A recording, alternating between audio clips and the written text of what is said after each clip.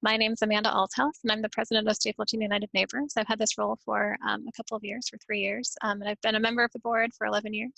Typically, our public meetings are in the Rec Center on the third Tuesday of each month, so I'm happy that you found us tonight on a different meeting, on a different evening in a different format. So if you'll have a look down at the bottom of this slide, I'm asking everyone to use the chat box to type the answer to a question here. What aspects of your current routine do you plan to carry on with you when social distancing policies are no longer in place? So the function of asking this question is one, to make sure everyone knows where the chat box is. If you look down at the bottom of your screen, you should have a, is anyone having trouble finding the chat box? Okay, apparently I am having trouble finding the chat box. Message.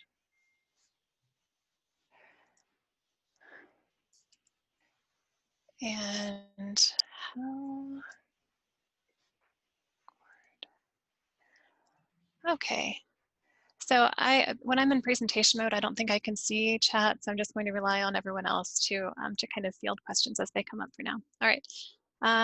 So here's our agenda for tonight. We have a very full agenda, and so I'll start off with a few comments, and then I'm going to pass it to Jeff, who has to take care of some fun business for us. And this is identical to what was circulated last night and earlier today. And just a reminder, if you can, stay muted just in case there's unexpected background noise on your end, and then bring questions to the group chat, and then we'll field them after there. We'll have a Sunboard member reading questions, and we'll also make note of anything that we can't get to during the time, and we'll follow up in writing when we distribute the notes from the meeting.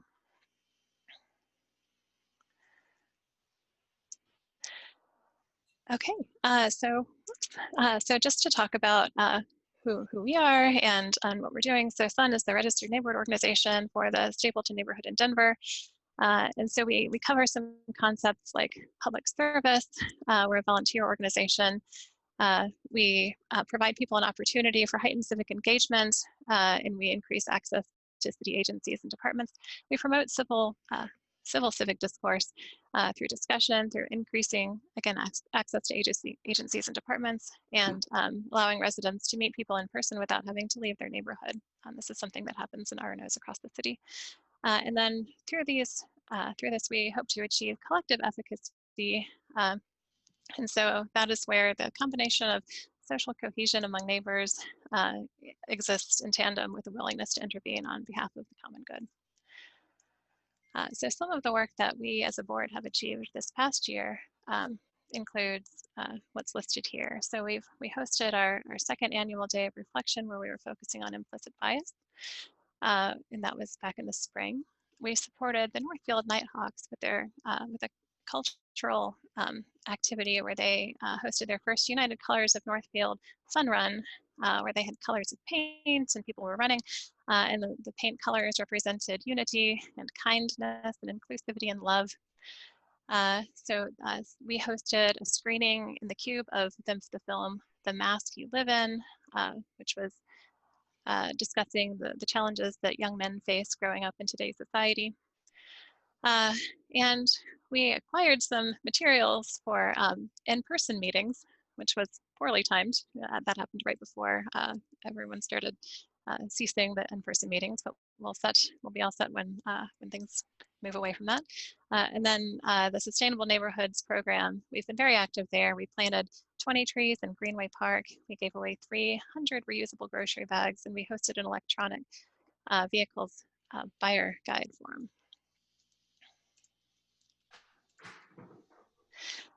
So something else that we did this year is working with the Department of Public Works.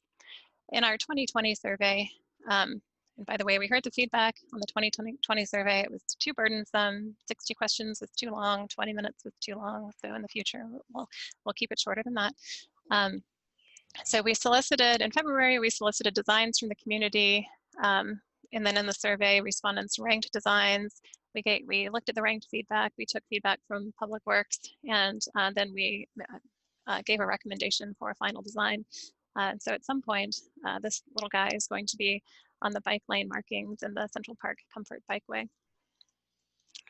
So that'll be coming up. And we checked in today, and this is the project that is still moving forward, even in the presence of budget shortfalls in other places because of funding that needed to be allocated there. So another activity, a way that we've been advocating across the city is my own involvement in the 2020 CPAC with Denver Public Schools, the Community Planning and Advisory Committee. And so this is a group that's creating the recommendations for the Board of Education for what should be included on the upcoming bond and mill levy packages. And so on the bond, and the goal here is to strengthen schools in every community across Denver with a strong eye to improving and promoting equity. So the bond assessed capacity, quality learning environments, maintenance, and tech and safety. The mill levy would be for operating dollars. And so here on the right side, there's a figure showing where areas of growth are projected. So we are an area that's projected to have high growth.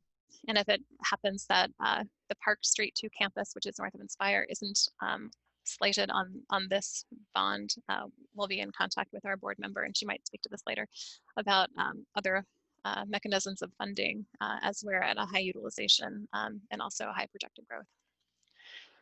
Okay, so looking ahead, we have some fun things on the horizon. We have a happy hour scheduled this Friday in partnership with the Greater Park Hill community from 5 to 5:30. You can look at our Facebook page for the link to that event. We're going to continue active participation in the Denver Sustainable Neighborhoods program. We're going to implement that the bike lane marker concept. And we're working on planning a 3rd annual day of reflection, which would take place as part of the MCA's annual community expedition.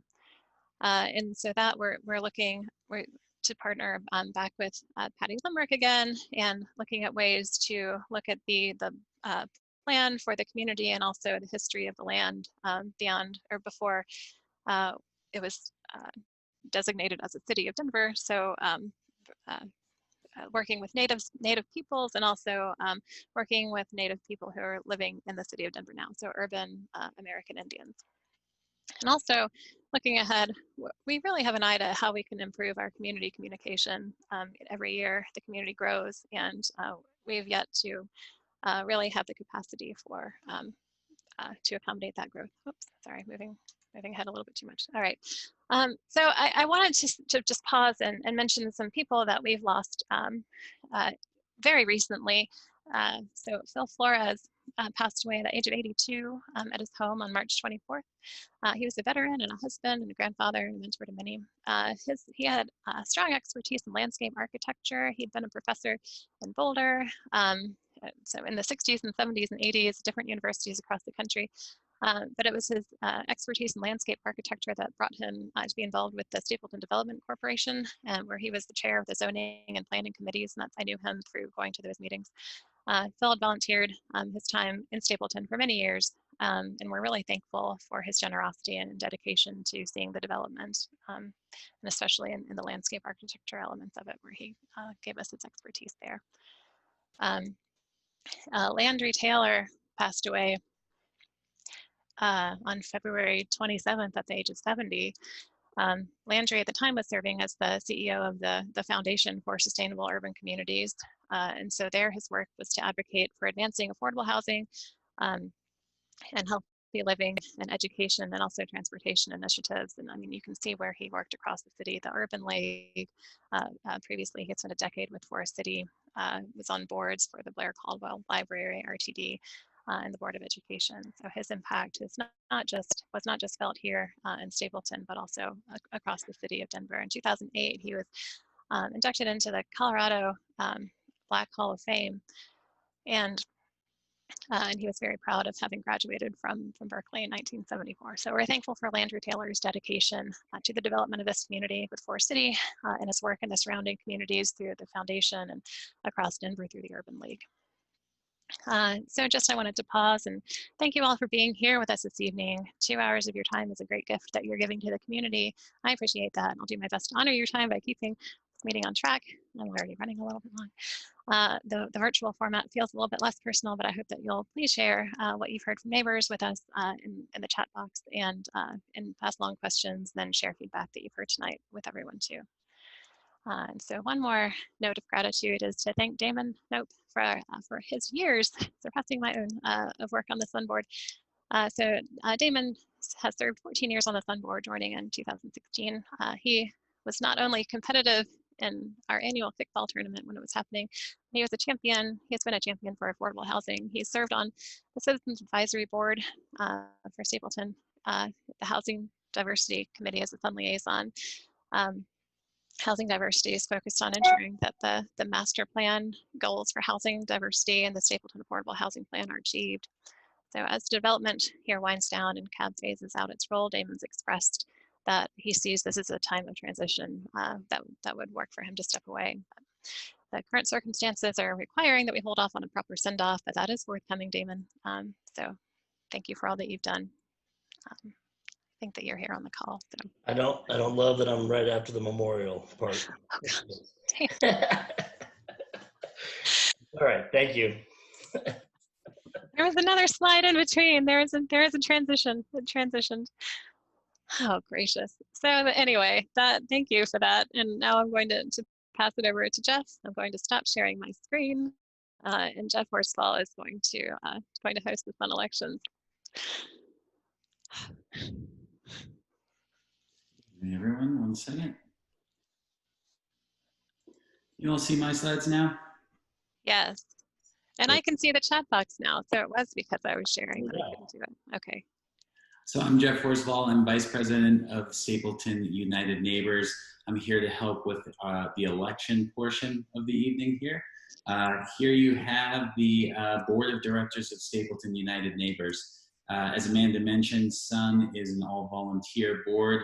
We work on issues of importance to the community as a whole, as well as on committees with more targeted focus, including sustainability, diversity and inclusion, education, transportation, and outreach. We meet on the third Tuesday of each month from 6:30 to 8:30, typically at Central Park Rec Center, but virtually for now.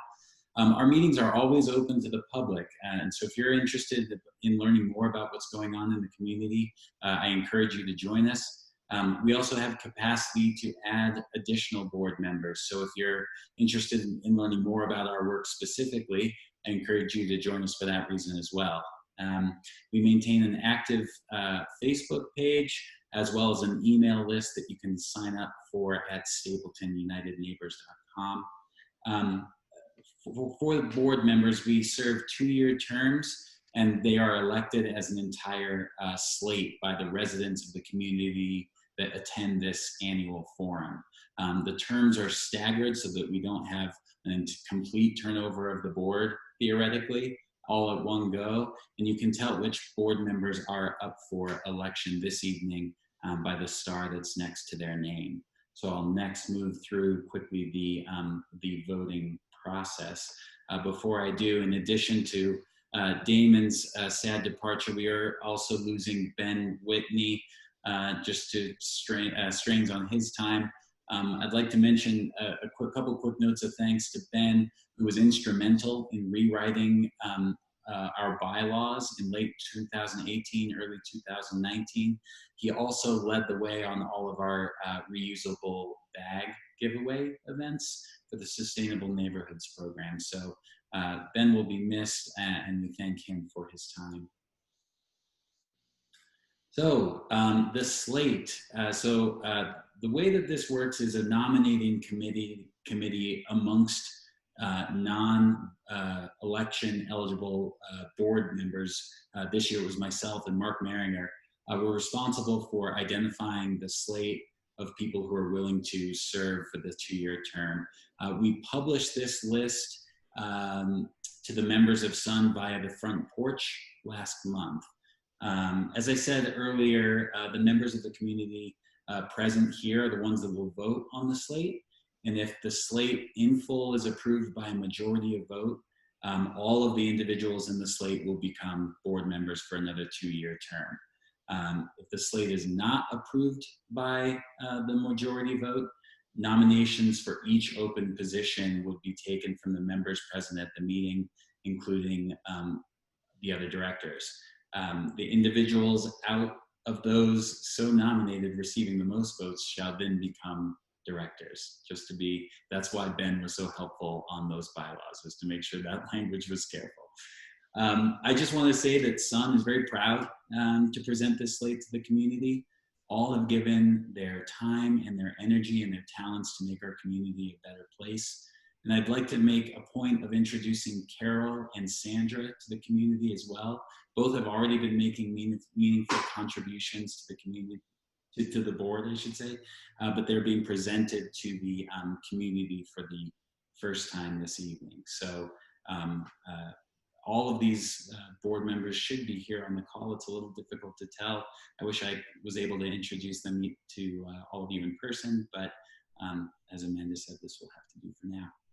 So with that said, unless there are any questions about the voting process, and I can't see the chat, so forgive me if I'm overlooking any, the question that will be posed to the board, and then Amanda is going to share there you go, an approve or not approve survey here is, do you approve, sorry, the survey popped up in front of the question.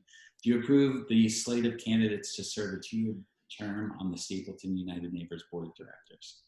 So if everyone that's eligible can please vote now, that would be great.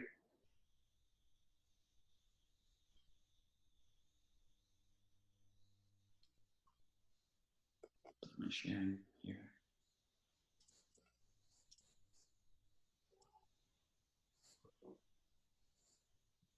Hey, Amanda, I think if we're hosts, we can't vote, just so you know.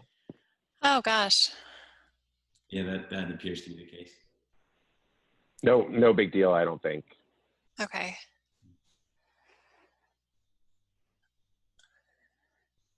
Ironically, we're at need one more vote to get to the majority.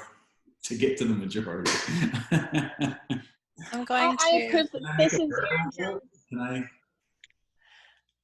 I approve the slate. I can okay, we'll just make a note that there were 2 more votes in addition to the 15 indicated here. I'll take a screenshot just to save it. Well, I guess we're recording. Okay. So I'm going to end the poll. Is that okay? Yeah. Okay. Oh, you did it. However, unceremoniously, we have approved the slate. Thank you to those voting, and thank you to the slate for agreeing to join us for 2 years here. We're glad to have you. Great. All right. So Lieutenant Hines is the next slated speaker tonight. Oh, so I will stop sharing the results. So that goes away. And now I'm going to close that. I think that should be gone now. All right, Lieutenant Hines.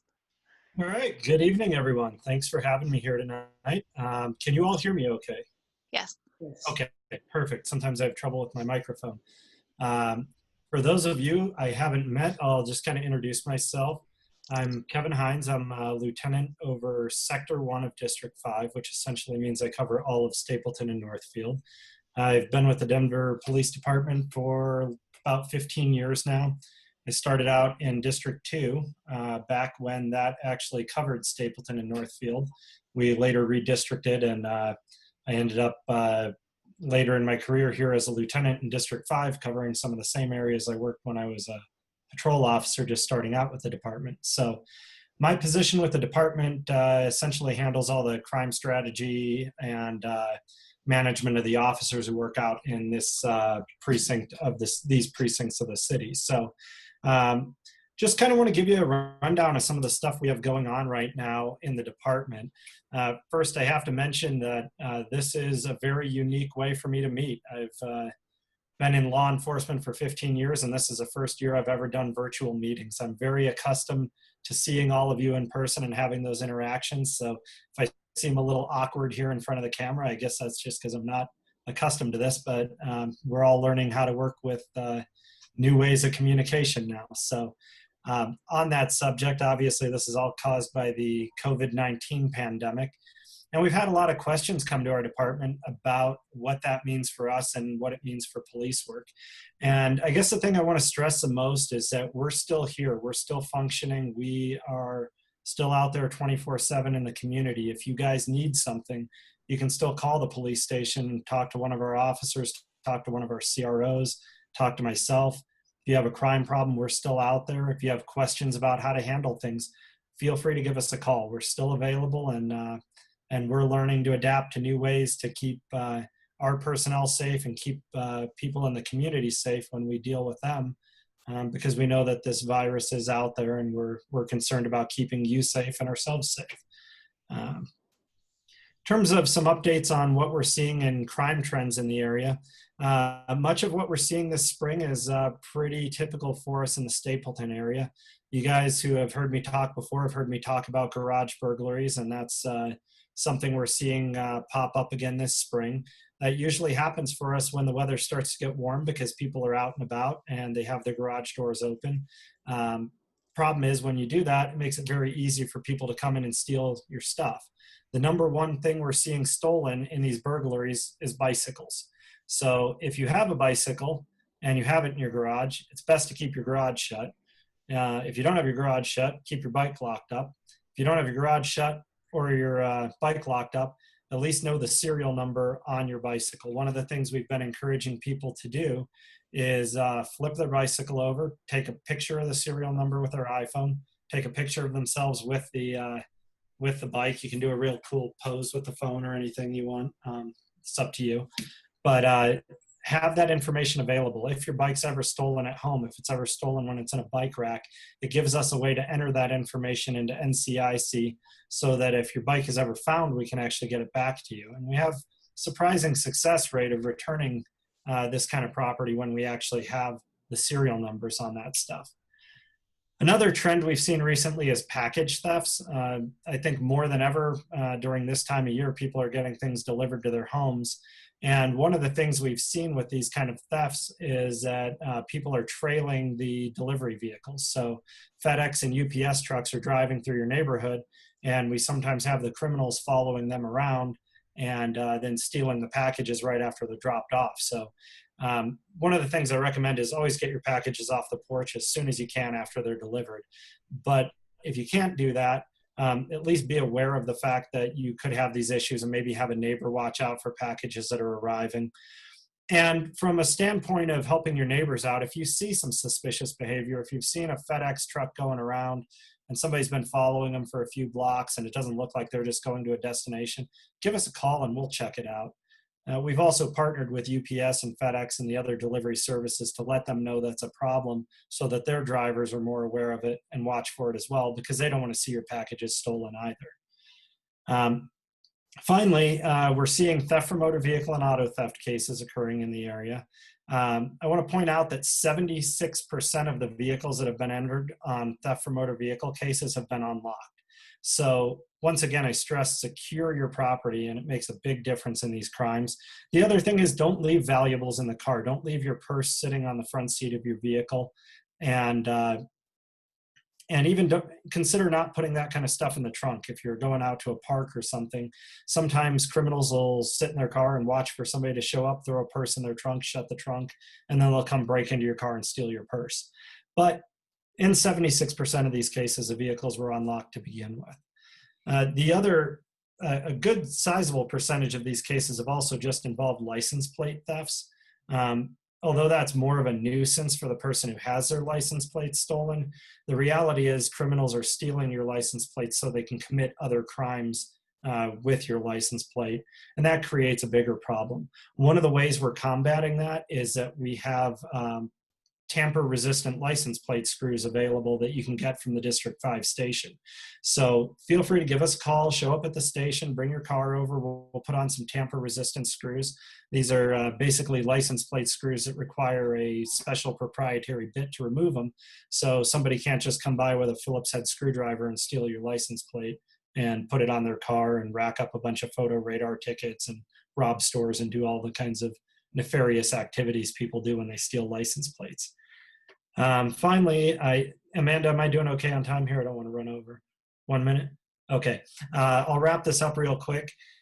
Please become involved with our Neighborhood Watch. Our CROs are working hard to get that program back off the ground again. And if you get in touch with them, they'd be happy and thrilled to add you to their Neighborhood Watch communication list so that you can get updates from us when crimes are happening in the area, and you can share information with them about stuff that you see happening in your neighborhood that you're concerned about. Our CROs are Kiera Jenkins and Danae Baskell. They both work out of the District 5 station. And I'll just share the phone number with you here for the station. You can call in at any time and we'll get you connected to those folks. Our phone number is 720-913-1400.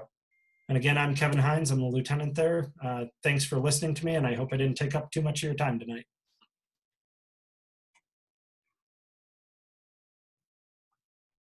Thank you, Lieutenant Hines. And I'm just scrolling back here. I don't see any questions that were posted. So I think I'm just going to, because I was running long, you were great with time, I was running long. So let's go ahead and go to Kevin, not Lieutenant, Burnett from the MCA. And if there are any questions posted for Lieutenant Hines, we'll try to either field them in the chat or follow up with them later, but I don't see anything right now. So thank you. Kevin Burnett from the MCA. Hi, Amanda. Can you hear me all right? I can, yes. Oh, good. I don't have my video on because I am driving, so I figured that would be a dangerous option for what I'm doing. Hi, everybody. I'm Kevin Burnett. I'm the Executive Director with the Stapleton MCA. And we just like to give everybody kind of an update on what we're doing and what we're calling the new normal. As everybody knows, we take care of all of the parks, the pools, all the parkways, the medians, the trails, as well as the programs that we provide both at Founders Green and Conservatory Green. So we have been, of course, trying to figure out what this new normal is going to look like. Everything certainly changed as we came into the summer. The mayor closed down the city, making only essential services, those services which we could provide. So we kind of went back into contraction with our whole landscape team, tried to stay out of the parks, tried to do only what needed to be done. But I think we are well on track to getting all of our parks up and operational. We did not do any fertilization or cutting during the quarantine period. And so everything that we're doing is about 2 to 3 weeks late as far as fertilization and getting parks online. So I get a lot of calls and emails about, parks looking like they're dying off and still kind of in dormant phase, but that's just because we hadn't really started any of our spring startup services, which are now on. So everybody should pretty much see parks starting to green up, water on. Certainly if you see water problems in any of the parks, parkways, or anything like that, let us know through either the website or giving our office a call so we can dispatch folks out there to fix stuff. We have about 100 different water taps, so we actually with our crews only see them maybe once a week or once every 2 weeks. Anyway, so landscaping services, ground services, kind of moving on. The one thing that we are doing right now is we're absorbing a lot of our parks that are north of 56th Avenue. For those of you that are familiar with the north side and the wild side, as everybody likes to call it, we just started up our 7th and newest pool, which would be an exciting time if we were actually able to open pools. Most of you have seen that the governor has closed pools. There are no pool openings at least through June 1st. We hope to be getting some guidance from the governor as well as from the mayor kind of prior to that, see if we can open pools. For those of you that know what we're doing, our pool typically run daily with anywhere from 100 to 300 people a day, so you guys know that that's not a possibility.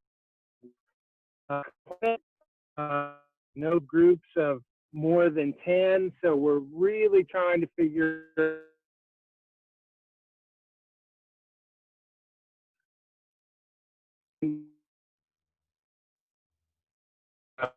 Yeah, Kevin. Kevin, we're having some difficulties hearing you. I don't know if it's that you're driving through a bad spot, but you're inaudible right now.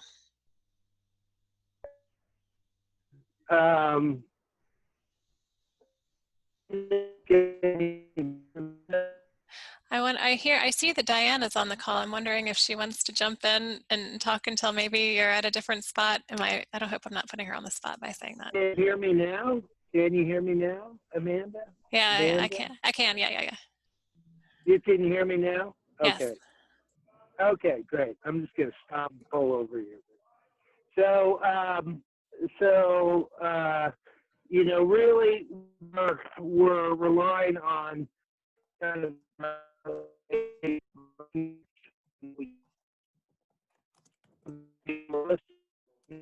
Kevin, it's still a little bit jumbly, and maybe if it's possible. So the last thing that I think that I heard intelligibly, there was a little blip about no groups of more than 10. The governor has closed pools until June 1st. So maybe if it's possible for Diane to pick up from there. Sorry.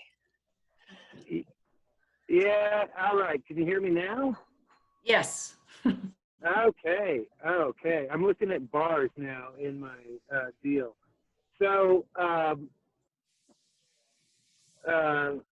you know, we're relying on our governmental agencies and the health department to really describe what, you know, we're going to be able to do.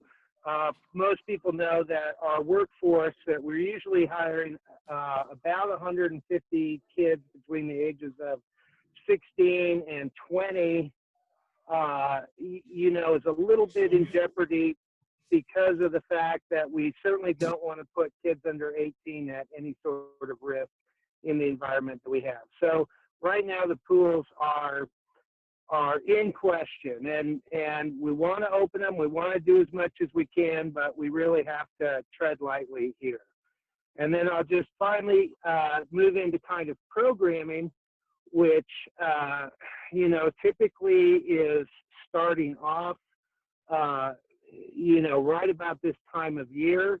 As most people know, again, without having being able to put groups together, that's going to be a whole different story. We are having a Friday parade for all of our 2020 high school graduates from all the schools, certainly Northfield, but all the surrounding schools, and hopefully we'll be able to celebrate our high school graduates.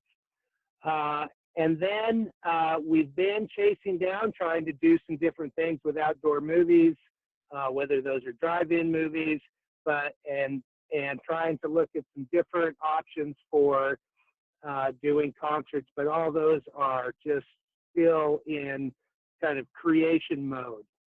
I will say that the farmers market is considered essential services. So we are working with our market to get it up and running, and hopefully at least have some semblance of a market for people to shop at this summer. But all in all, this should be a challenging summer for all of us, and we hope to get through it certainly as swiftly and as uneventful as we can from a COVID standpoint. So certainly if there's any questions, I can field them, or I can address them later on in the Kevin, let me thank you so much. Let me ask a quick question that came up. Yeah. So how are you timing the decisions throughout the summer? Is it that you'll evaluate what to do the next month at a certain point in the summer? Someone asked, is the date? Oh, sorry, that's the wrong question. Will you consider having the pools open until later in the year? Sorry, I was reading the question. So we, so we knew that we weren't going to have pools open on on June 1st. We know that anything, as most of you hear, it's basically a dimmer switch moving up. So we thought really our next point was trying to focus in on creating something that started around July 4th and having a season that went through the end. But again, that's all dependent on whether or not we get both governmental support for doing that, and the public health department, says that we can do, have larger groups at that time in the summer. But kind of our next big marker is going to be July 4th through the end of the year. We think if we can do that, then that'll be a pretty successful year. With maybe the dimmer switch moving up between June and July with, increasing programs or lap swimming or, something. We know that people are going to want to enjoy the pools, and we will try our best to get them open. Great. I'll read another question. And is the opening date for the farmers market is still on track? Can you say what that date is? I believe I got to lean on Diane here, but I believe it's June 11th. June 7th. It is Sunday, June 7th, and it'll start at 9 a.m. There will be some changes. It will not be a free-for-all. We will have to have an entrance. There will have to be directionals as far as how you can go through the through the booths. We will know more and be posting more on our in our e-blasts, and then we'll have information for everybody at the first market itself. So we're excited that we do get to host this event, but there are some strict guidelines that we will have to follow to continue to host it. But the 7th of June. That's great. And I've made a note that there will be no meandering. No meandering, no. We have some pretty strict guidelines coming down from the city right now, but they are classifying that as an essential service. So that is that is for sure one thing that we will be embarking on. Great. Okay. I'm looking in the chat to see if there are any more questions. I don't see any right now, but we'll keep an eye there for anything else that comes up. So thank you very much, okay. Kevin and I Diane. will stay on the line, Amanda. Thanks for having us tonight. Thanks. And we might move the order around a little bit. Is Representative Bacon here from the Board of Education?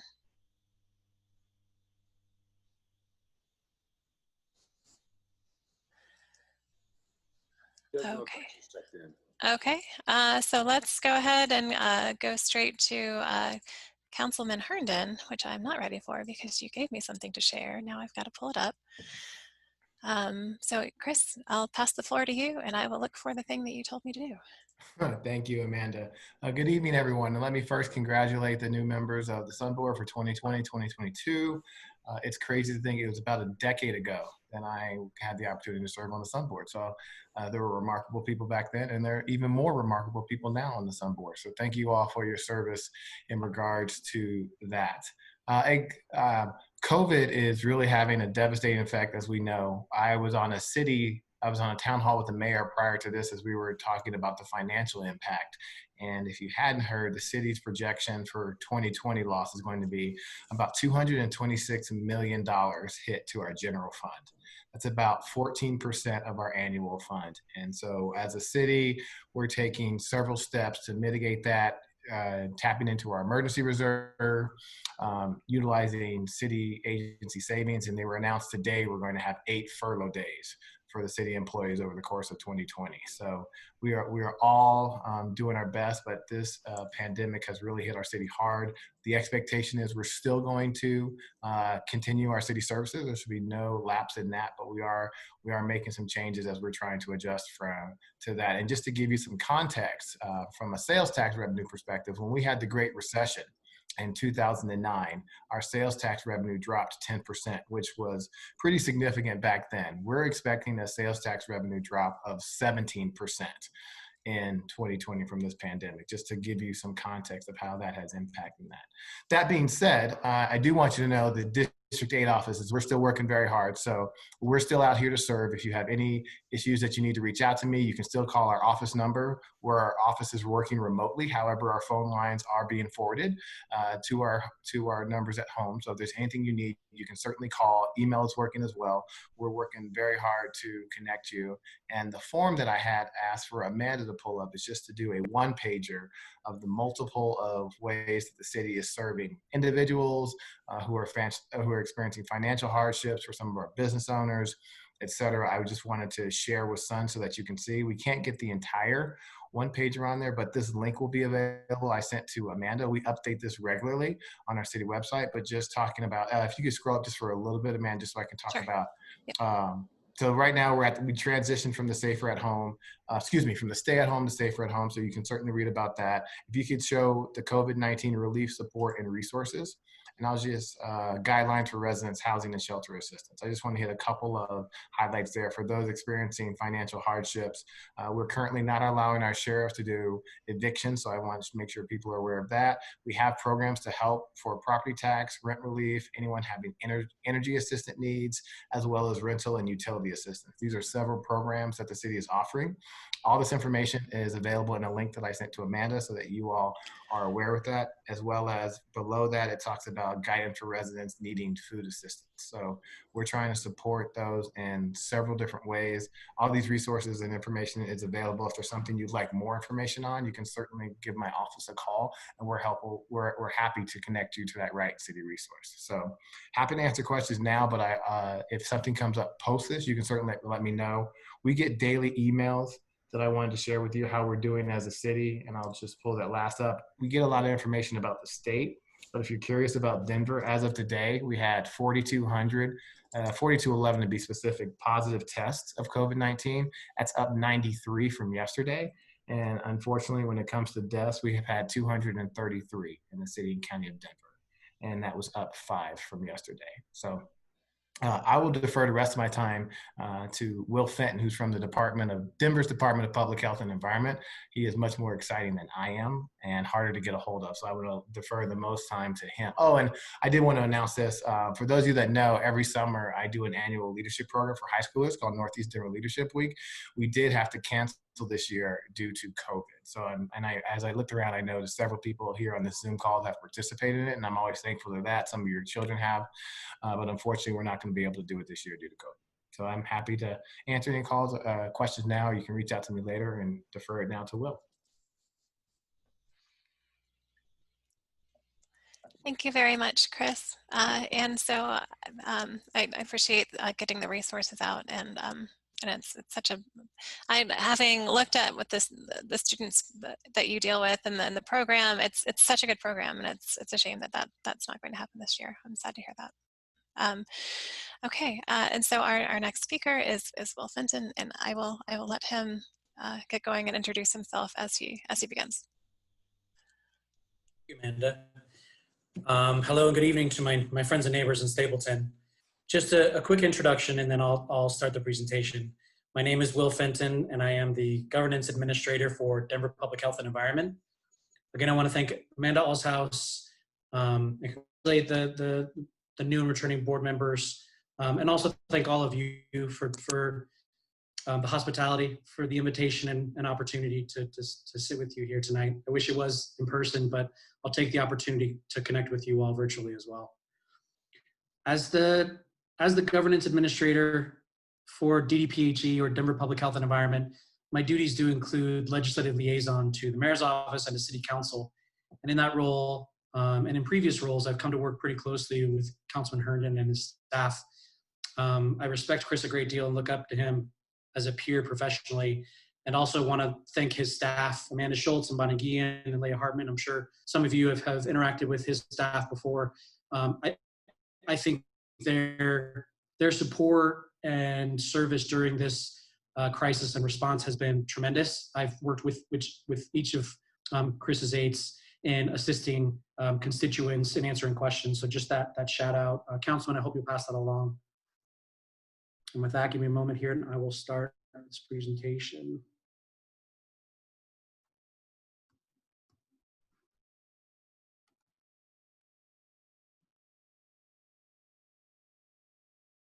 Here we are.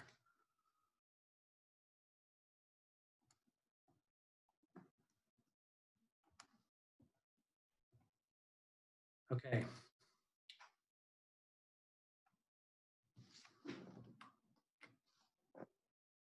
So with guidance from Amanda on what to cover, I'm going to talk about city level response and decision making, collaboration with external partners, looking forward from where we are now, and also important resources along the lines of what Councilman Herndon has already shared. Again, I appreciate this opportunity to talk not just about what the city is doing, but how it responds to an emergency like this, and the systems in place to support the response and set direction for the city. It's not a resource-heavy presentation, but again, I'll provide some resources at the end that I think can be really helpful, and I hope that you'll utilize them and share them with your neighbors and peers as well. Really, what I hope to do is just kind of provide kind of a look inside the response to give you all an idea what it looks like from folks working on the response.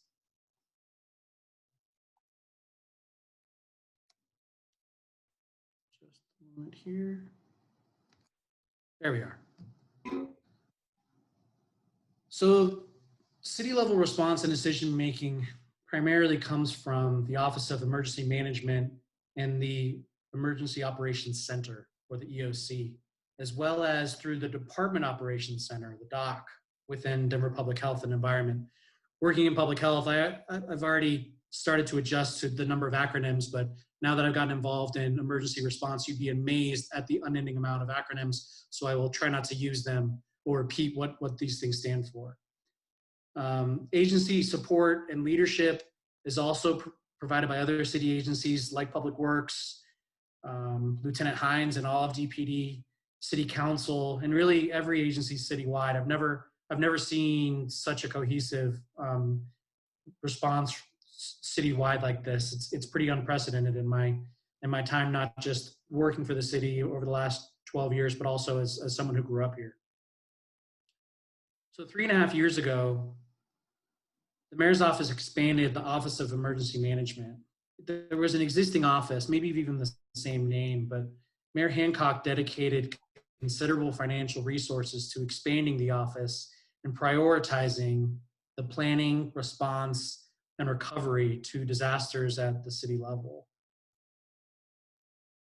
Part of that process was the creation or expansion of the Emergency Operations Center inside the city and county building, or the EOC.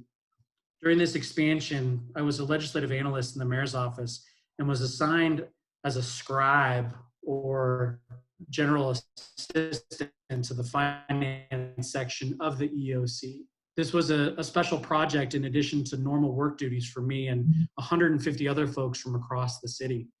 For 2 years, training and exercises were conducted every several months to simulate disaster response scenarios so that individuals like myself and the EOC as a whole would be prepared to respond to an emergency. There was some complaining about the training, including from me. Several times a year, we'd have to take time out of our busy work schedules to participate in something that did not seem probable or even possible. I feel bad about saying that now. But in March, when this crisis escalated and the city needed to respond, the mayor activated the Emergency Operations Center, and 2 shifts of 80 people were immediately mobilized to respond to the crisis around the clock. It's an important part of the story and should be told. Though we've stumbled along the way, the city was better equipped to respond to this crisis because of the investment and prioritization of the Office of Emergency Management and the Emergency Operations Center. So so there's a picture you may have seen in the newspaper of actually inside the EOC in the basement of the city and county building. You'll see kind of different clusters of folks. Those are different sections. So these are some, but not all of the branches within the EOC.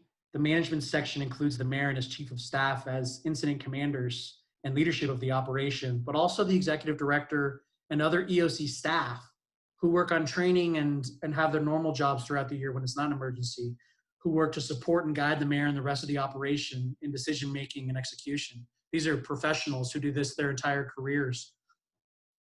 So for example, the planning section, to talk about kind of decision-making, the planning section, working with the management section, will identify critical needs like auxiliary shelters. The logistics section organizes the resources required, while the operations section then executes the plan with the collected resources. And the finance section is there to track and advise leadership on how precious dollars are spent. Finally, the Joint Information Center, or JIC, disseminates information to the public, the private sector, government counterparts, and other stakeholders. The end result in this example is the setting up of the National Western Center and the Denver Coliseum as additional shelters for folks experiencing homelessness. And they've been used, since they were set up, they've been used every night.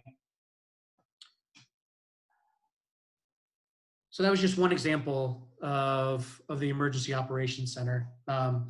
Augmenting the EOC is the DOC, or Department Operations Center, within Denver Public Health and Environment. When I arrived at Denver Public Health and Environment a year ago, I was puzzled by the section of the office that was not exactly, it was empty, but it looked like a command center. It wasn't until I was reassigned there during the response and after my time in the EOC that I got to see the DOC in action. As part of the logistics section, I spent 2 weeks on a team receiving and delivering PPE, or personal protective equipment, to hospitals and healthcare providers around the city. I was then reassigned to the intelligence section to support data management around infection numbers in the city. This, while the planning, operations, and other sections of the DOC are dedicated every day to supporting the citywide response. Indeed, your local health department, all 275 health inspectors, animal protection agents, environmental quality scientists, and this lowly legislative liaison have almost entirely been repurposed from their normal jobs to the front lines of the ongoing response. So working with other governmental entities is obviously critically important for a crisis like this. From informal conversations between the mayor and governor, to collaborating with other local public health agencies to compare and ideally align public health orders and goals so that a regional approach to combating the virus can be utilized. It's messy, but I've been really encouraged by the ongoing conversations that I've witnessed between elected officials within the city and local public health agencies from around the region. And the funding, of course, from the federal government has also been and will continue to be critically important. Most recently was a reimbursement from FEMA for $38 million to the city for spending related to the coronavirus response. God, I talked too fast, I'm sorry. Blew through this thing. So in Denver, the stay at home, is turned into safer at home, and hopefully we'll see a walking back of public health orders as a response to a continuing kind of flattening of the infection curve.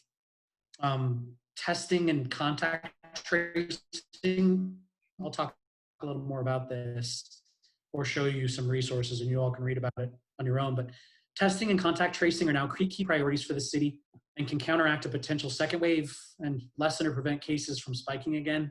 Contact tracing is part of the overall function of case management in public health, and again, is being supported by DDPHE and other city agencies. I know I am, and I assume you all are curious about things like summer camps, restaurants, and other areas of our lives and how they'll resume. The mayor's office is holding another press conference tomorrow, and I hope that there'll be more guidance provided around some of these, similar ways of life that we were used to. And along with the governor's office, who I'm hoping for also kind of additional guidelines, if not this week, then soon. But at this point, I don't have any large update that you haven't already read about. And finally, just want to walk through some resources to supplement what Councilman Herndon shared already that are available and updated for residents and businesses. Let me switch this for a moment. Thank you for your patience. Just a sec. So I really hope you'll all, Amanda, I hope you can share these resources again, the links on that slide, but folks, I think there's some really great resources here. This is just the denvergov.org launching page. And if you come to this page, you can then click on this first tab here. And then from this page, there are a number of really helpful resources, including the ongoing recovery guidance and planning, information about masks. Here we'll click on testing information. You can see details about how the city is launching mobile testing for folks who are homebound, and also more information about mobile testing, but also about contact tracing. Again, this is kind of I think this is a priority in the next phase of fighting this virus. Is going to be,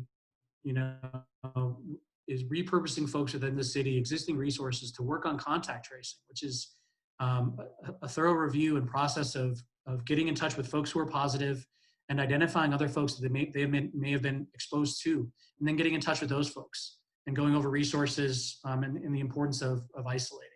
So just a couple of examples, and then Amanda, I'll just go on for another minute if that's okay. I just want to show quickly this second link. Okay, so here's the similar information from the state, but then also I think this is really cool, and I got to work on this a little bit in my current role, but this data, if you haven't seen it, it's pretty amazing. Councilman Herndon shared those stats about cases. This information is put together in alliance with Denver Public Health, and is pretty, I think it's pretty outstanding that it's available. You can go through and browse it yourself, but you can look, and for example, you can look at statistics of hospitalizations and cases by different demographics. There's also interactive map data where we can look at Stapleton. We'll just give it a second here. We can click and look and see that, okay, Stapleton's got 74 cases. That's 2.7 cases per 1,000 people. And that's half of the resources there, but you can then browse other information too. It's a great way to take a high level look at your city, but also of your neighborhoods. And of course, this is a tragedy, and it's heartbreaking, but it's also good to be informed. And when you want this type of data, it is available. Lastly, this is just a link about the cases in Colorado provided by the New York Times, and then kind of the case data then also provided by the state itself. So with that, I will stop sharing and happily address any questions that I can. I see a comment that library workers were redeployed during closure to do contact tracing. That's a great example of all hands on deck management from the city. And Will, I'll echo that the data that's been made publicly available is really impressive. As a statistician myself, I've been kind of checking in on CDPHE's website every day. I hadn't tracked the cities as closely, but having seen you go through it just now, I'll look back to see what's more locally available. Thank you very much.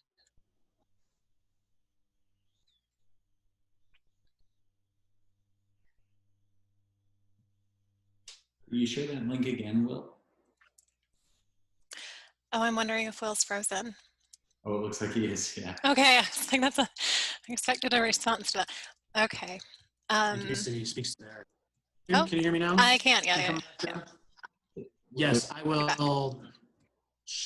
I'll just put them. I'll put all of the links. Well, I don't know the best way to do this. So I shared some of the links that you all sent earlier. Yeah, the links that you sent me in advance. Thank you for doing that. I did share those this afternoon, but I'll add some screenshots just because it gets more visual interest when that's mixed in. But send me anything else that you want me to put out, and I'll include it in the notes that we send from this meeting, and I'll also just make it publicly available on social media.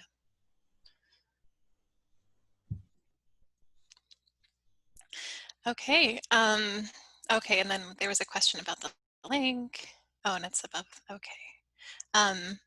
Oh, Will, now that you're not screen sharing, you can probably see the Zoom chat. Can you, when we're done talking, will you add the link directly to the chat here? I guess. And so without any further questions here, I just want to again say I just really appreciate you joining us tonight and sharing. I had no idea that the city's Office for Emergency Management had been completely revamped 3 years ago. We're so lucky that that's the case and that these resources have been available for this. Thank you for describing that. Thank you, man. If I could just thank the organization again, being civically engaged virtually. Thanks. All right. Okay. And so I think I'll do a check one more time to see if Jen Bacon is on the call. Okay. So Marissa, I don't know if you're right at the camera right now. If you're ready to just oh, there, I can see you now. Do you want to just jump in and talk for a bit? Sure. I have nothing COVID related to talk about, so a big exhale after those really great presentations. But I am coming to you today more as your community liaison through our Greater Stapleton Business Association. I'm a board member with that association and have been for about 10 or 11 years. And really just coming for just a few moments, I wrote down a couple notes just to share that what we are and how to reach us and what we do. And I thought I would start by reading the GSBA mission statement. And it states that we are an association of businesses in the Greater Stapleton community whose purpose is to support each other and our neighbors with local goods and services. Our mission is to foster relationships within the businesses while working together to benefit local organizations and agendas. So really, we are a group of individuals, business owners, large and small, who have been gathering since really when Stapleton began. Forest City initially formed our group way back when. I was one of the original and first homeowners to move here in June of 2002. So we've certainly seen what Forest City has done for our community and how it's gathered us together. And in the beginning, it was really formed just to bring brick and mortar businesses together to discuss what was going on in our industry, the stores, the parking lots, all the construction that we saw coming. So sort of a similar neighborhood watch, if you will, for businesses. And then as the association grew and the neighborhood grew, of course, by 2006 and 2007, our association became quite self-sufficient. We are not a leads group. We are supporting each other. We are networking. We are supporting. We want to get ourselves and our fellow members out to the community. During the financial crisis, unfortunately, the association, of course, became rather stagnant and had trouble maintaining attendance in our meetings and membership. However, there was a small group, less than a dozen of members who stayed in contact and continually brainstormed on a way or how to stay in front of the community. And by around spring of 2010, there was a renewed push and to get the word back out to the community, and it's really flourished ever since. Our paid membership floats between 60 and 75 members. We're continually looking for ways to get out in front of the community. What can we do to meet our neighbors? What can we do to get our businesses in front of our neighbors? And how can we support each other, both neighbor and business alike? We do meet once a month. It's the third Tuesday of every month at 8 a.m. And we just do what we can to try and reach out. You've probably seen us. I don't know when you will again, but at a lot of the MCA events, the Winter Welcome, the beer festival, concerts, movies, we have a booth, and the booth is manned by members to talk about themselves and talk about the association. In today's world, of course, Facebook has taken over with Stapleton BizBuzz. So we're sort of that original group of BizBuzz where we are businesses supporting each other and getting our information out to the community. We welcome anyone at the meetings. You do not have to be a paid member, but we do what we can to support our paid members and to get their information out to the community in any way that we can help. So if you were looking for additional information, I would be happy to help. I'm a board member, like I said, have been for about 10 or 11 years. My email address, I'll just give it here, but Amanda, you're welcome to include it in the notes, or I guess we are recorded, so it's on the recording as well. But it's Marissa Ross, all one word, marissarross@me.com. You're welcome to email me, and I'd be happy to share information about the GSBA. And we do have a couple members from the GSBA that I see here on the call, so it's fun to see you all as well.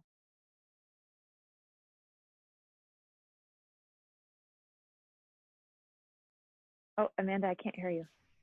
I just wanted to thank the GSBA for helping us with hosting the Mask You Live In screening a few months ago. So that was one of the first collaborations between Sun and the GSBA. So, so thanks for helping us get the word out about that. Absolutely, absolutely.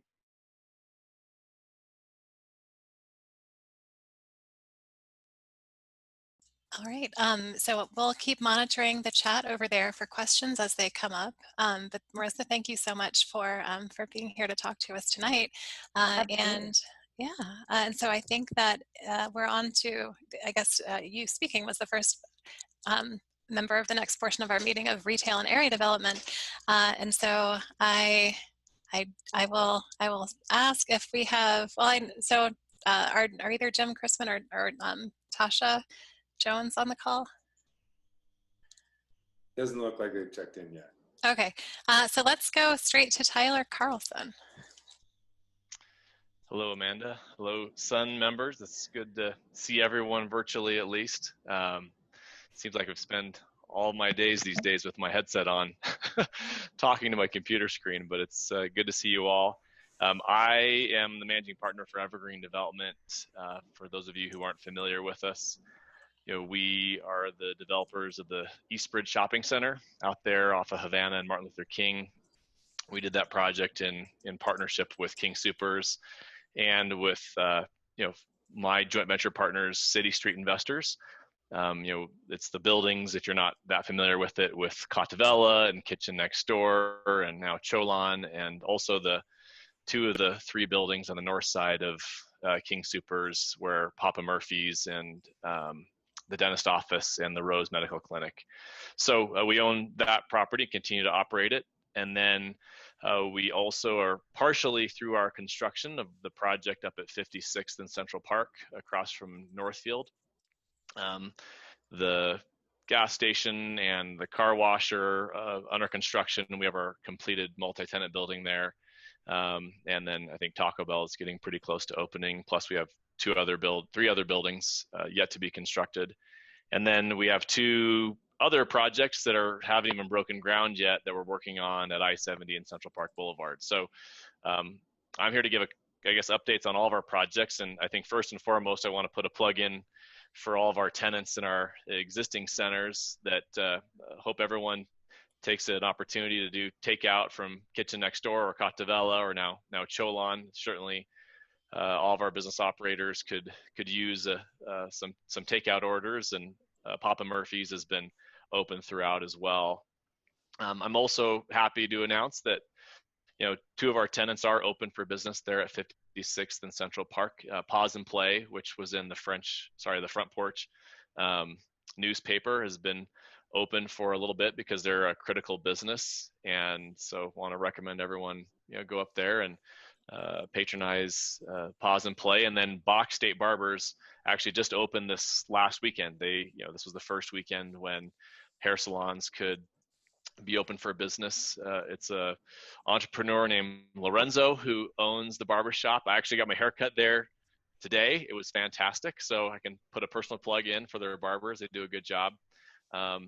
Again, hope everyone will shop local and support those businesses, because all those tenants in all of our centers that are operating right now are for the most part small businesses, and they've got their personal livelihoods on the line. This crisis was not their doing, and they're doing the best they can to survive. And as their landlord, we're trying to be good partners in that regard as well. So just updates about what's coming new that you don't already see.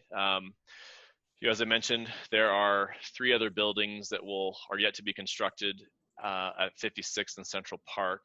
Unfortunately, one of those future buildings we had almost completely leased, but now that COVID has hit, that leasing has slowed down, and we are now having to potentially replace some other tenants that were going to go in that existing building that backs up to Beeler Street. So unfortunately, 2 of the tenants that we're going to join with Pause and Play and with Box State Barbers are likely not going to be opening at this point. And so as a result, we're going to potentially be doing some tenant shifting from the future building to the existing building to try to boost up its occupancy. And then at Central Park and I-70, we have 2 different corners under contract with Brookfield. One is the 12-acre corner at the northwest corner of the interchange. So it's the 12 acres is directly west of where Drury Hotel is at, that vacant land there. And we have plans for a restaurant-driven retail project on that location, a combination of sit-down, fast casual, and some limited drive-through uses there that we think will be really exciting for the neighborhood. There's some end users that we're negotiating with that I think everyone will be ecstatic to find out they're coming to Stapleton once we're able to make those announcements. So we're excited there. It's been honestly a challenge to get through the approval process with the city of Denver because of some access concerns that we're trying to work through, and want to give a shout out to Councilman Herndon for helping us navigate some of those challenges. But again, we're very excited about that project. And then the other piece of property that we're working to develop is on the south side of I-70, at the kind of southeast quadrant of the interchange that's north, kind of between where Fuzzy's Tacos and Starbucks is at, and north of there. It's the site that was formerly a giant hill that the Metro District was storing dirt on. That hill has now come off. If you've driven by there recently, it's all been almost completely graded, looking fantastic. And on that site, we have plans for some additional commercial uses, some other restaurants. We have some hospitality hotel interest for that site. We're under contract with one hotel group right now. Unfortunately, we had a second hotel group that was under contract that is now terminating because the hospitality world is a pretty tough place to be right now, since most of their occupancies are between 10 and 25%, which is not a money-making proposition. So on that property, again, it's about 16 acres, and there'll be a mixture of different types of commercial uses. That site in particular is a little challenging because it's surrounded by an industrial park on a couple of different sides. So create some unique opportunities and obstacles there. But on both of these sites, we're hoping to close escrow and commence construction here in the next, call it 9 months or so, subject to getting our city approvals. And we're remain committed to the master plan, and we're excited to bring more tenants to the neighborhood.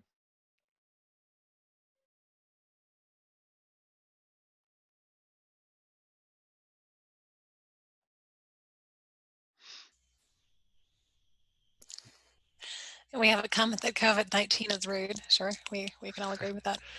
Very. Yeah. So directly north of the train station, Kathy, do you mean, on the other side of I-70? It's probably on the, what I'm guessing, Amanda, is that's the land that's on the west side of Central Park Boulevard. That's a larger parcel. I think it's about 40 acres. And that's something that Brookfield will have to speak to. We're not developing that land. Okay. So they should be the ones who talk to that one. Thank you. Yeah.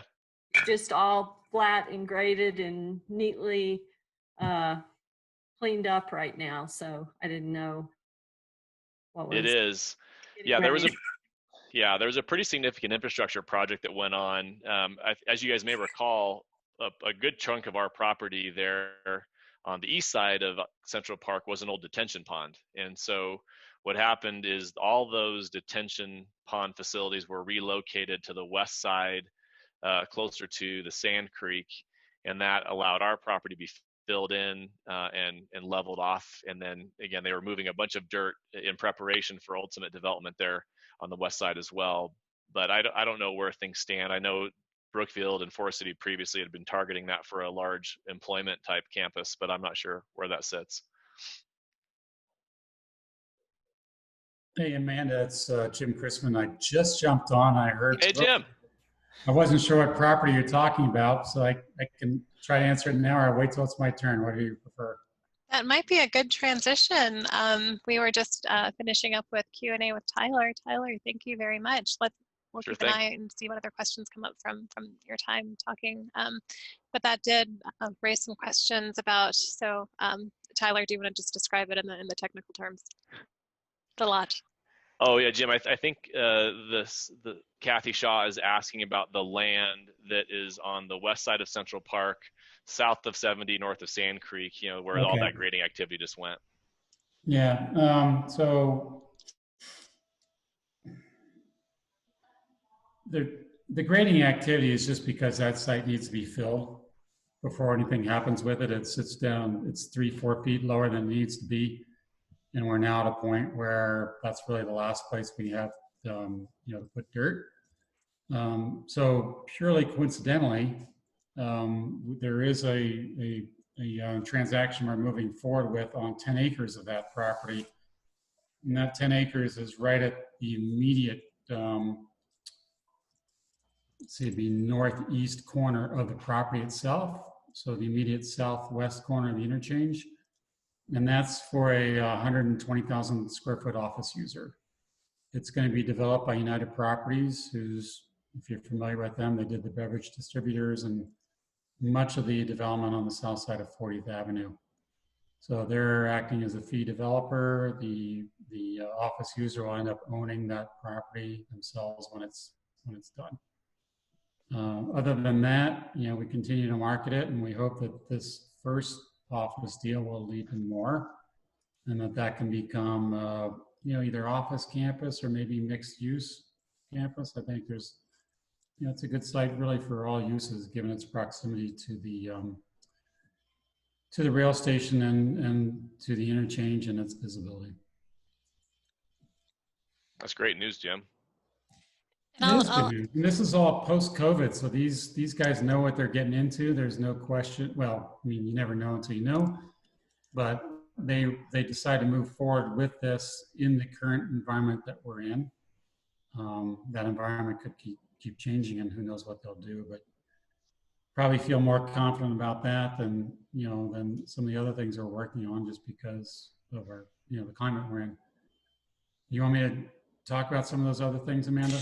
I would. I was just going to add in that last month at our meeting, Parks and Rec had described the drainage that was going on at Sand Creek, and that was like a big project that they had been part of. You don't have to talk about that, but that was, I'm sure that touches on the grading, but we can just move past that. Yes, please talk about other development projects in other regions other than the 10 acres that are at that location. So Tyler, I'm sure, filled you in on his activity. Really, I'd say there are probably 5 things to discuss. 4 of those are land sales. 4 separate properties that are now under contract with 3 different developers. And I don't know what'll happen. They're all multifamily. So I'll start with the smallest. The smallest one is it's next to the Grove. So if you know that the senior housing project right off of MLK, there's a little 2-acre piece kind of sits behind it. And that's under contract with a developer that's proposing to do townhomes. So for sale townhomes. And then there's a project on the southeast corner of MLK and CPB. It's drawn a lot of attention over the years. We rezoned it a couple of years ago to keep things like gas stations and industrial warehouses from being built on it. And the developer of that's a multifamily developer, and they're looking at building an apartment project they, you know, these were, all these transactions were signed within the last 2 months. So all the developers are within their, you know, what's called their due diligence period. And that's a period of time that they have to evaluate a project and decide whether they want to go forward with it or not without losing any money. Once their due diligence is done, whatever deposit they put down is non-refundable. So none of them have reached that stage. So that's why it's hard for me to say, to tell you really what's going to happen with any of them.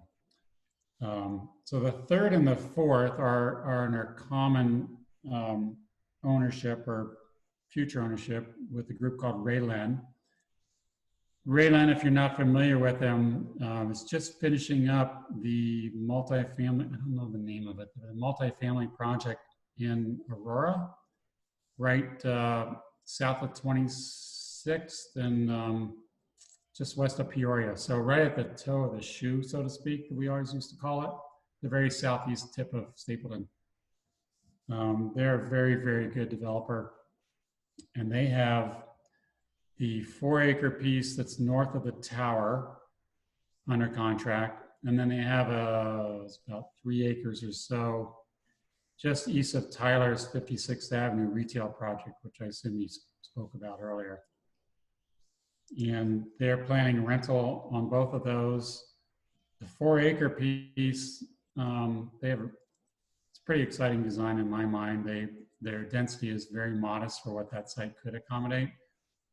And they've created a lot of units that all have access from the exterior. So you don't have to necessarily go into an interior corridor to get to it.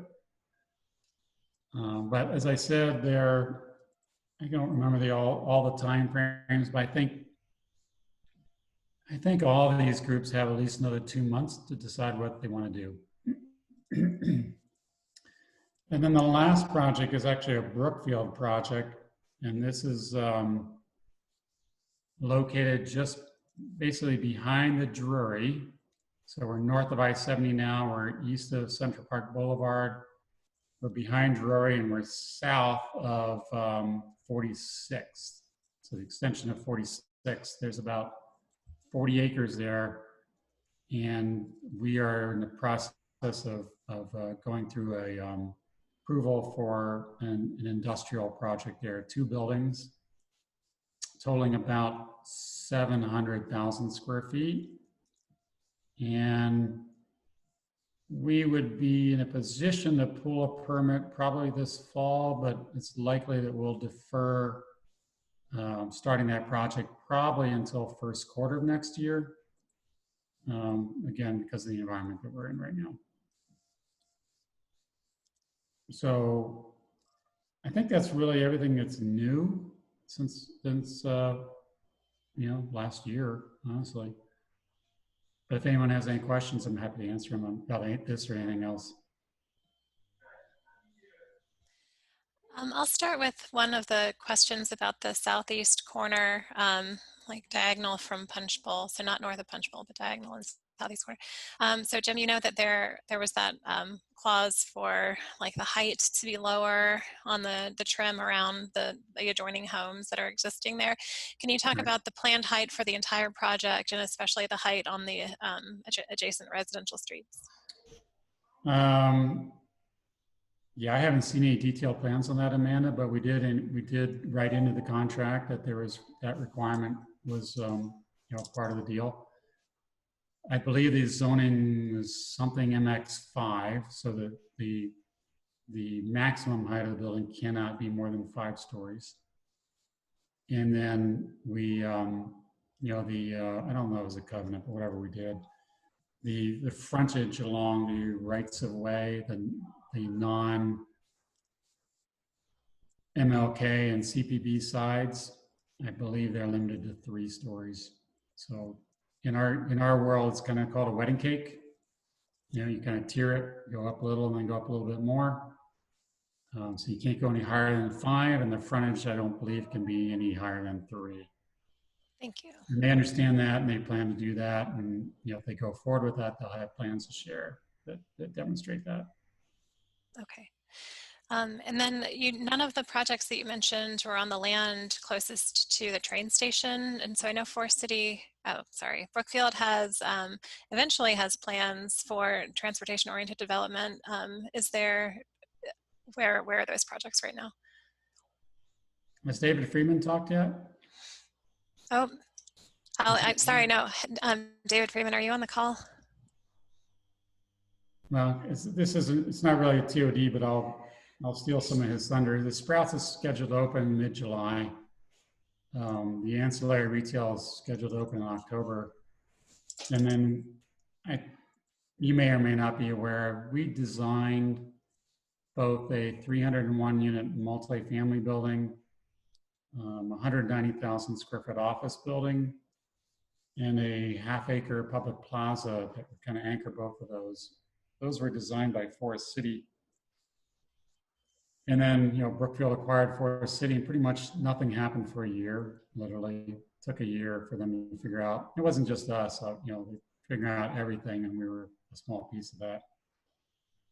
And so now we're we're trying to resurrect those and try to come up with a path forward on those two specific projects, since they are designed and almost permit ready. We're actually working through the city right now on getting them to the point where they would be, permit ready. So whether we execute those or we try to find another developer to do those, that remains to be seen, but that's our priority in that area. Okay.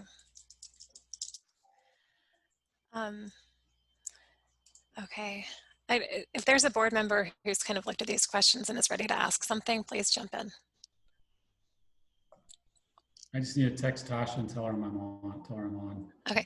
Yeah, we ended up bumping things forward a bit. Sorry, I know that I had said that you wouldn't be talking until after 8, so I apologize. I kind of thought you might go ahead of time, so that's why I jumped on a little early, so it worked out well. Oh, most people would assume that I was going to run the thing into the ground by going along. Okay, so let's see. Thank you for saying that. The southeast corner, we talked about that.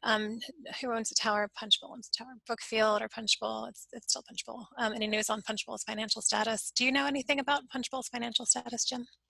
No. Okay. I saw an article that they were about to be acquired and then they weren't, and that's all I know. Oh, wow. Okay.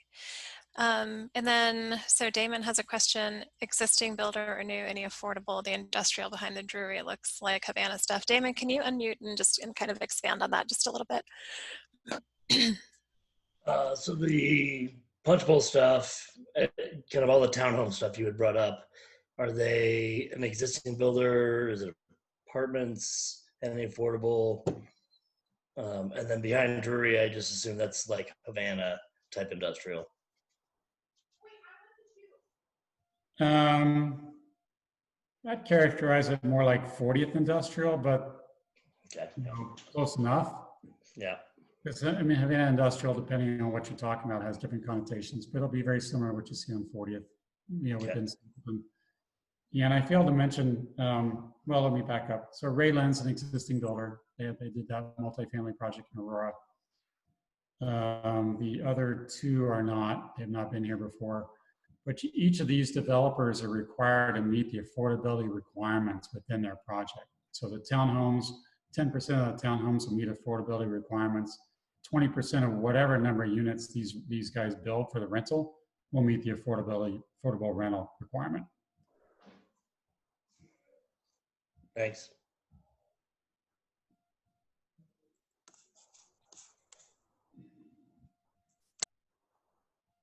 And Jim, do you have a feel for what the total number of housing units across the entire community is going to be? Is that something that's known at this point yet? I feel like a couple of months ago, you were saying that like things had to be kind of plotted out, but I'm pretty sure I've seen the final plot. So is the total number of housing units known? And then from that, kind of back to Damon's question about like the calculation of what percentage of those total units need to be affordable, and then are we on track to meet that? So you're talking about a build out? At the full build out, yeah, across the whole community. This is only me, because I don't know the single family side of the world really well, but I believe the total single family is going to be in the neighborhood of 9,000 units. And the multifamily, I mean, it's the one that's really hard to gauge, but we have the land and the density under reasonable plans, could be 3,500 to 4,000 units. And then it's just math after that. So that'd be 10% of the 9,000 be 900 single family affordable, and 20% of the, call it 3,500 multifamily, it'd be another 700 affordable rental units. And yeah, we're on track. Land's available. We've set it aside. We put restricted covenants on the land to get us to those thresholds. And then, to the extent if we ever went crazy and built more multifamily, we treat it just like the ones we have, where you'd have to build a mixed income building. And so that building, you would have to meet its own, it'd have to be self-contained affordability. Because at that point, there wouldn't be any more land to build, separate units. Okay. Oh, I'm not muted. So the project at the northeast corner of 36th and Central Park, is there, that is affordable, 36th and Central Park? Yes. Yeah. Is there, I guess, is David Ruman on the call yet? I was going to ask about the land that's directly south of Sprouts and what that is, what's happening with that. Is that land that Brookfield currently owns? It is. That was option property originally, and the option wasn't exercised. So Brookfield now has that land back, and it's only, I think it's a couple of acres. And there are no immediate plans for it.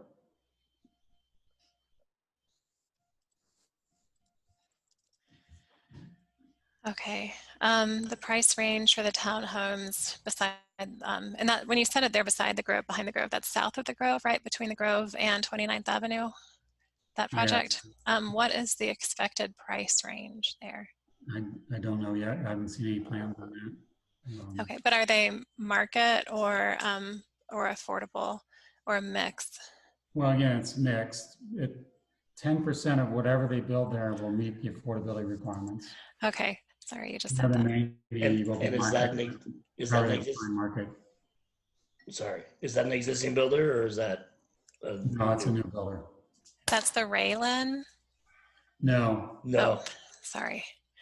This is the smallest of these is next to the Grove. Oh, I see. Yeah. What is the builder for those? Next to the Grove, 2 acres behind it, developed as townhomes. So that'll include market and affordable. And what's the name of the builder? Which site? The small 2-acre site? Yeah. The Grove, by the Grove. The Grove. That's a partnership between an equity provider and a developer. The equity provider's name is CIM. They're like a smaller version of Brookfield, but they're still very, very large. And then the developer, I think he goes by BKB Holdings, but his name is Bo Brownstein. And he and CIM did a similar, I believe it's similar. Well, I don't know if it's similar or not. They recently completed a townhome project at 9th in Colorado. Whether this will be similar to that, I don't know.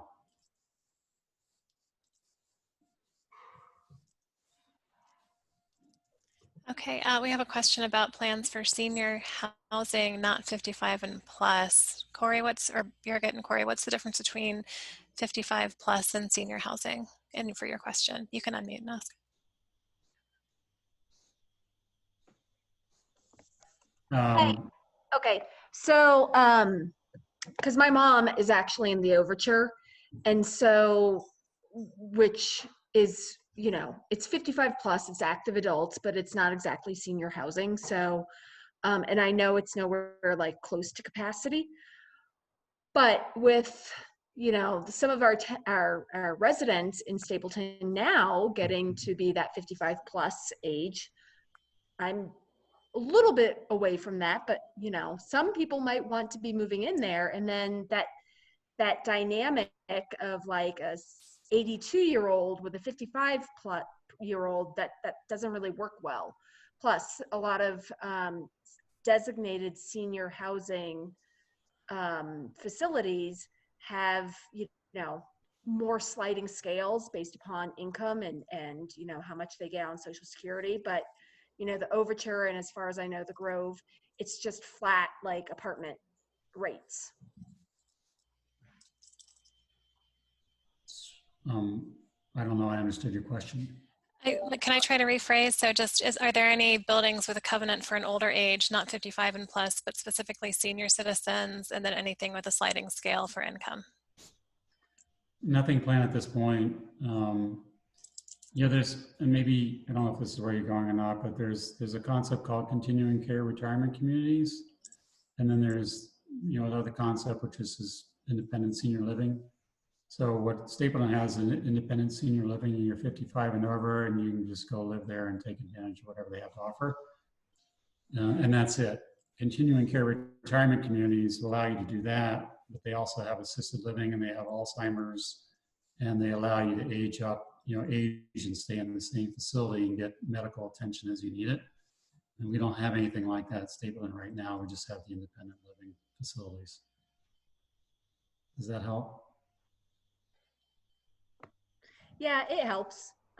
It would be nice if you all thought about something like that, especially with so many grandparents moving into the neighborhood, being closer to their grandkids and stuff.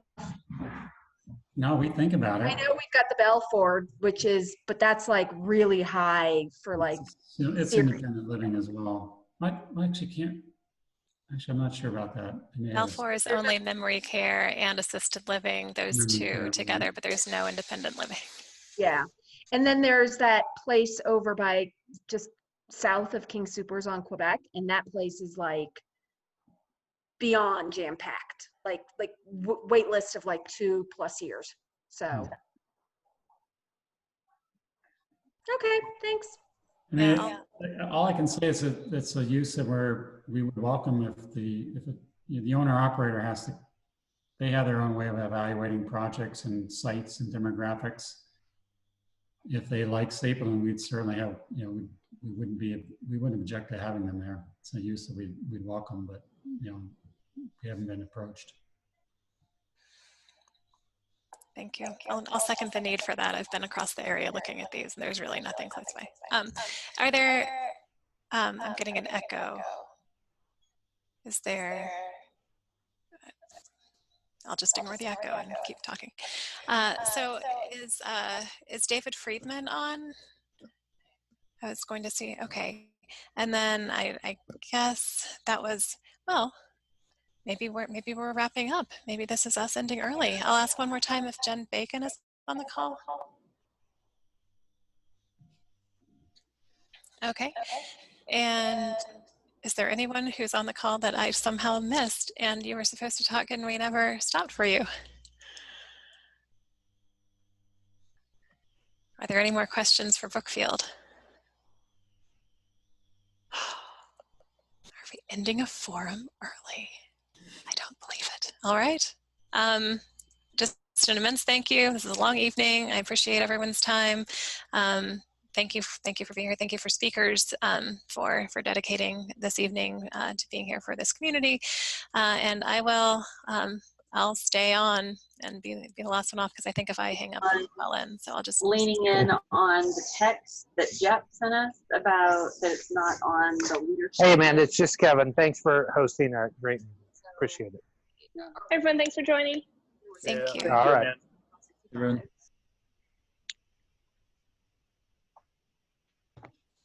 Okay, thanks, Amanda. Thanks, Appreciate Garrett. it. And congratulations on all the new board members. Yeah, I'm happy to have this slate. It's a good one. I'll just hang out with you here, Amanda. Thanks.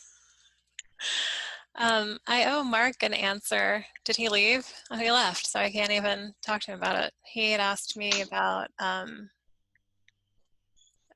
spending money on masks. I can ask it. So this was like 2 days ago. So we have a little bit of funding left over for items, and Denver has pushed back the purchasing or the requirement that people use their own shopping bags from July 1st this year to some other future time. Is there we don't have to talk about this now. It's been a long day. But Mark had asked me a couple of days ago if like what my thoughts were, and I never responded, about shifting money from grocery bags to masks for things that we can give away in the community. We have in-person items for being at the farmers market, and so that would give us something to give people if like in a safe way while we're wearing gloves at the summer farmers market. I don't know. I still feel like grocery bags would be a good investment because of their long-term utility.